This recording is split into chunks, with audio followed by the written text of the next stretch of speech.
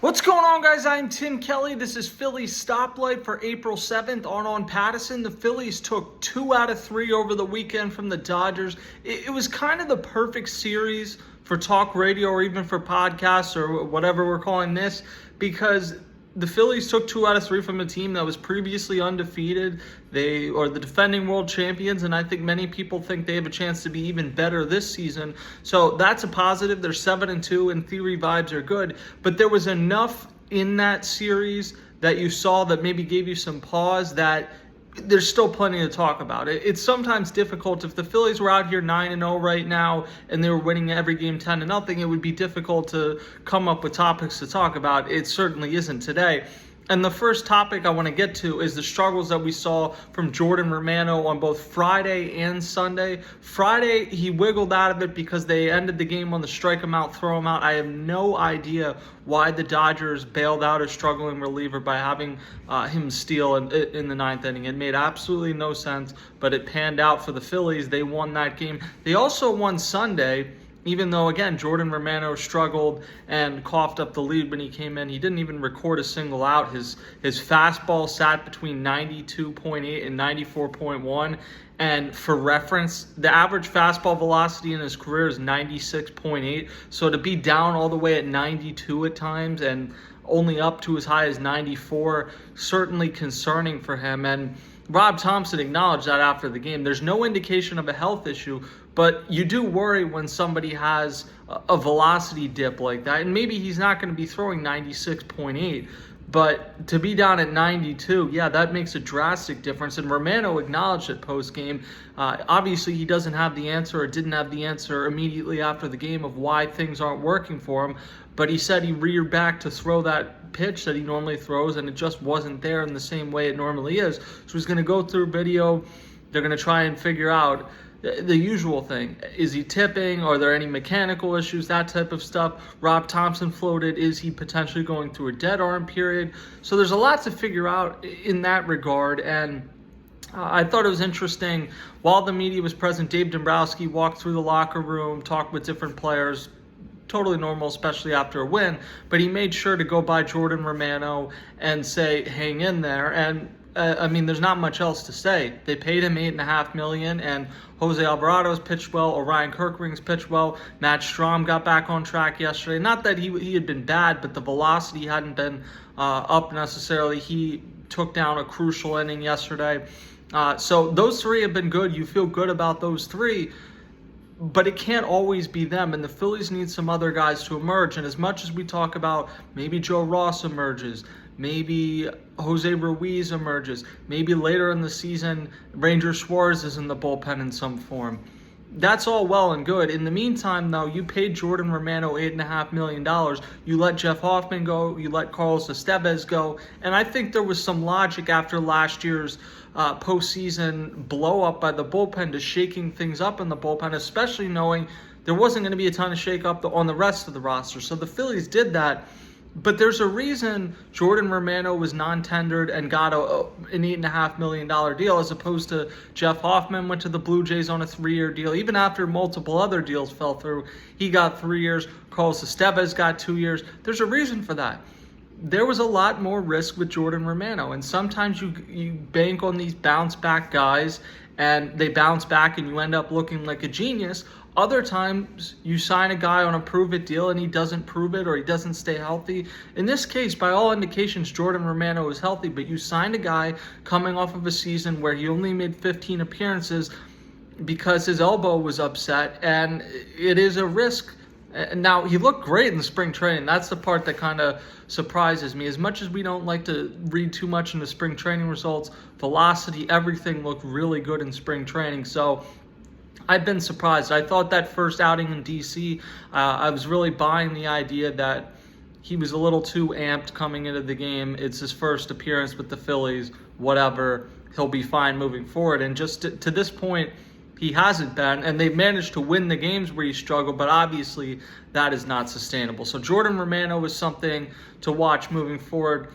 Another storyline, Edmundo Sosa has not only been the best player on the Phillies this season, he's been one of the best players in baseball to this point. He came in late as a pinch hitter Saturday. He remained in the game. He played center field for the bottom of the eighth inning, or top of the ninth inning.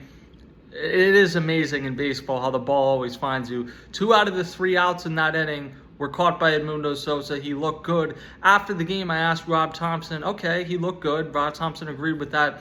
Could he play center field or start at center field anytime soon? And Thompson said probably not. The most likely scenario is that Rojas or Marsh is going to be starting out there. But he did say he could see Sosa in left field. Sunday, Sosa starts the game at third base. Alec Boehm kind of had a frustrating game Saturday. Saw 5 pitches and 4 at-bats. Can't happen. But Edmundo Sosa gets to start Sunday, has another 2-hit game, and he's forcing you right now to put him in the lineup. I know there have been other stretches in Edmundo Sosa's career where he's gotten hot like this, and then you give him more playing time, and it just doesn't work out. And that may ultimately be what happens, but I feel like with how hot he is right now, you have to ride this out, especially on a team where you don't have enough right-handed hitters. If you have a right-handed hitter that's performing like one of the best in baseball right now, you got to ride it out until he's not doing that. So it brings us to Tuesday, where the Phillies are going to open a series in Atlanta. I think it is a lock. Edmundo Sosa is going to be in the lineup against Chris Sale. Atlanta got rained out Sunday, so now the Phillies are going to see Chris Sale, and we're going to get into that in a second. But Chris Sale, even if you're talking about you want to get Kepler, you want to get Marsh at bats against lefties, Chris Sale is probably the toughest look for left-handed pitchers of any lefty, or left-handed hitters of any lefty in baseball. That is a day where you give some lefties days off, especially since Kepler didn't have a great series over the weekend. Marsh hasn't gotten off to a great start offensively. You could have Edmundo Sosa. It could be as simple as Edmundo Sosa goes in and plays second base, and that's that, because you don't have enough righties for all 3 of those guys to be out of the lineup, and then maybe Johan Rojas plays center and one of the other guys is in left, Marsh or Kepler.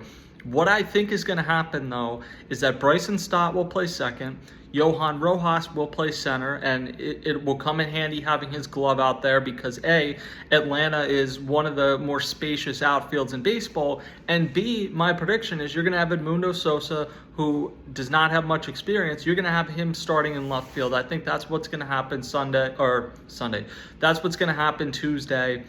And we'll see how it goes. I don't think you're going to put Edmundo Sosa out there and there's not going to be hiccups. You've seen it with Jose Altuve. You've seen it with pretty much any lifelong infielder that gets reps in the outfield. Eventually, they're going to get a really bad read or something's going to happen. And you'll see, like, one of those plays is not the end of the world. It may be the end of the world in terms of winning that game, but if you really think that Edmundo Sosa is capable of playing the outfield over the long run, you may have to go through some lumps. But having that as an option over the long run, I think, is worth doing that. And I think Tuesday you're going to see Edmundo Sosa make his first start in left field for the Phillies.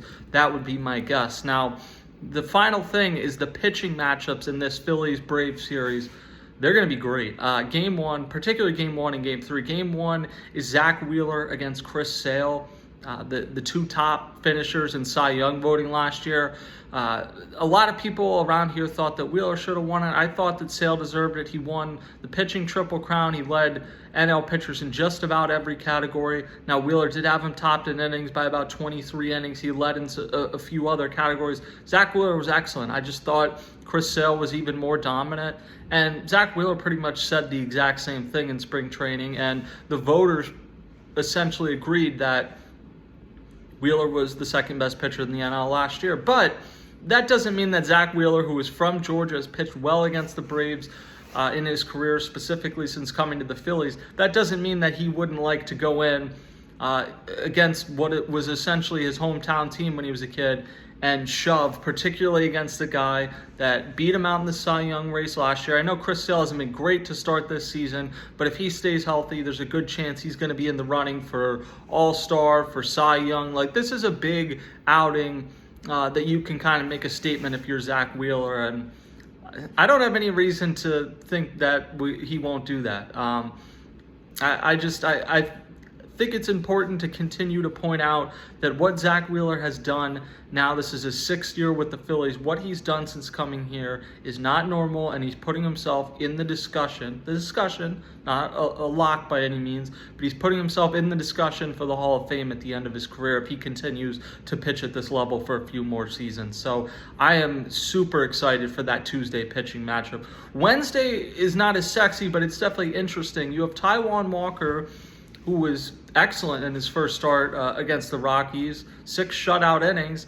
Now, they did make some hard contact. The Rockies are not a good team, all the qualifiers, but I'm interested to see what Taijuan Walker does, because Ranger Suarez, it sounds like, depending on how he came out after the live BP he threw on Saturday, depending how he came out yesterday and today, it sounds like he'll throw a sim game later this week, and from there, you know how things progress. Eventually, he'll do a rehab stint, and before you know it, he'll be back. But I don't think he's going to be back before May.